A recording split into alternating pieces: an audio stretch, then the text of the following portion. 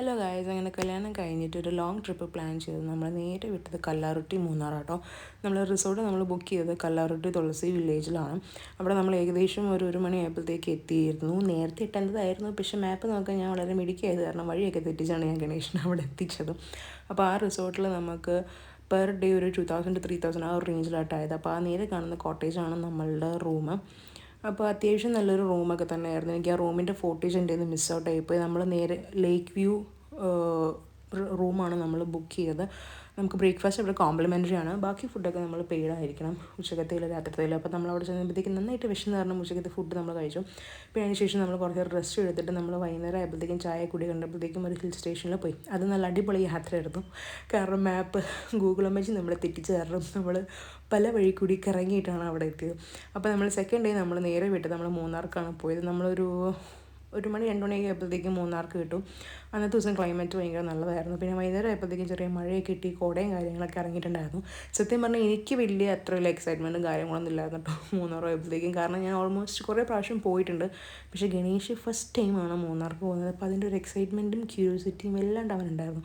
കാരണം ഓരോ മലയും ഓരോ തേയിലത്തോട്ടം കാണുമ്പോഴത്തേക്കും ഫോട്ടോ എടുക്കുക, അവിടെ എടുക്കുക എന്നൊക്കെ പറഞ്ഞാൽ നമ്മൾ പോകണ വഴിക്ക് നമ്മൾ നിർത്തിയിട്ടാണ് നമ്മൾ പോയത്. എല്ലാം എൻജോയ് ചെയ്തിട്ടാണ് പോയത്. അപ്പം നമ്മൾ അന്ന് തിരിച്ച് നമ്മൾ കല്ലാറുട്ടിക്ക് പോയില്ല, കാരണം നമ്മളന്ന് അവിടെ സ്റ്റേ ചെയ്തു. കാരണം പ്രോപ്പർ മൂന്നാർ ടൗണിലൊരു ജസ്റ്റ് ഒരു റൂമിൽ നമ്മൾ 1500 സംതിങ് റൂം എടുത്ത് നമ്മളവിടെ സ്റ്റേ ചെയ്തിട്ടുണ്ടായിരുന്നു. അങ്ങനെ പിറ്റേ ദിവസം നമ്മൾ രാവിലെ ഒരു 6-7 മണിയായപ്പോഴത്തേക്കും ഒരു വ്യൂ പോയിന്റിൽ പോയി അവിടെ അത്യാവശ്യം ഫോട്ടോസും കാര്യങ്ങളൊക്കെ എടുത്തു. പിന്നെ നമ്മൾ അന്നത്തെ ദിവസം തന്നെ നമ്മൾ നേരെ വിട്ടത് വട്ടവടയിലോട്ടാണ് വിട്ടത്. വട്ടവടയിൽ ട്രക്കിങ്ങും കാര്യങ്ങളൊക്കെ ഉണ്ടായിരുന്നു. അപ്പോൾ നമുക്ക് കിട്ടിയ പയ്യന്മാർ എന്തായാലും നല്ല അടിപൊളി പയ്യന്മാരായിരുന്നു കേട്ടോ. 2000 റുപ്പീസ് എങ്ങാണ്ടായിരുന്നു ഒരു 3-4 മണിക്കൂറിലും. അപ്പോൾ നമ്മൾ അവന്മാർ ആദ്യമേ നമ്മൾ വാട്ടർഫോൾസിലൊക്കെ കൊണ്ടുപോയിട്ടുണ്ടായിരുന്നു. കേവൊക്കെ ഉള്ള അടിപൊളി ഒരു എക്സ്പീരിയൻസ് തന്നെയായിരുന്നു അത്.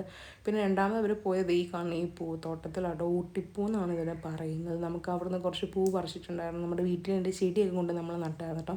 അപ്പോൾ ഈ വീഡിയോ ഞാൻ ഗണേശായിട്ട് കുറച്ച് റൊമാൻറ്റിക് വന്നതായിരുന്നു.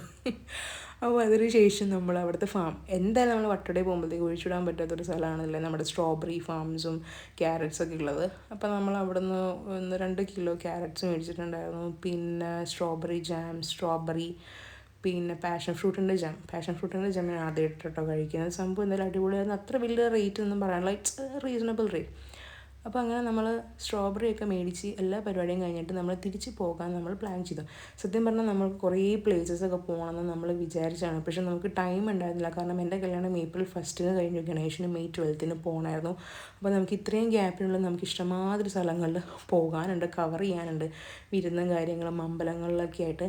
എന്നിട്ടും നമുക്ക് പല സ്ഥലങ്ങളിലൊന്നും പോകാൻ പറ്റിയിട്ടില്ല, വിരുന്നിനും പോകാൻ പറ്റിയിട്ടില്ല. അപ്പോൾ ഇതൊക്കെ ഇനി നെക്സ്റ്റ് അടുത്ത വരുമ്പോൾ നമുക്ക് കവർ ചെയ്യാൻ പറ്റത്തുള്ളൂ. അപ്പോൾ അങ്ങനെ നമ്മൾ തിരിച്ച് നമ്മുടെ റൂമിട്ട് പോവാണ്. 3-ാമത്തെ ദിവസം 11 മണിയാകുമ്പോഴത്തേക്കും നമുക്ക് അവിടെ നിന്ന് ചെക്ക് ഔട്ട് ചെയ്യണം. അപ്പോൾ പോണ വഴിക്ക് നമ്മൾ ജസ്റ്റ് ചെക്ക് പോയിൻ്റ് വ്യൂ പോയിൻ്റിലൊക്കെ ജസ്റ്റ് കയറിയിട്ടാട്ടോ നമ്മൾ പോയത്.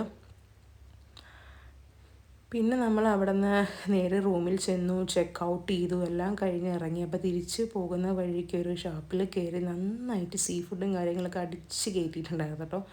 അടിപൊളി ഫുഡായിരുന്നു. അത്ര വലിയ റേറ്റ് ഒന്നും പറയാനില്ല, പക്ഷേ ഫുഡ് എന്തായാലും നല്ല അടിപൊളി ഫുഡായിരുന്നു. അപ്പോൾ അങ്ങനെ ഫുഡൊക്കെ കഴിച്ച് കഴിഞ്ഞാൽ നമ്മൾ നേരെ എൻ്റെ വീട്ടിലോട്ട് വിടുകയാണ്, ചോറ്റാനിക്കര. അവിടെ എത്തിക്കഴിഞ്ഞതിന് ശേഷം നമുക്ക് അടുത്ത യാത്രയുണ്ട്. അതെങ്ങോട്ടേക്കാണെന്ന് വെച്ചാൽ കണ്ണൂർ, കോഴിക്കോട് വിരുന്നിന് നമ്മൾ പോവാണ്. അപ്പോൾ അതൊക്കെ പോകണം. അതിൻ്റെ കാര്യങ്ങളൊക്കെ ഇങ്ങനെ പ്ലാൻ ചെയ്തുകൊണ്ടാണ് നമ്മൾ പോകുന്നത്.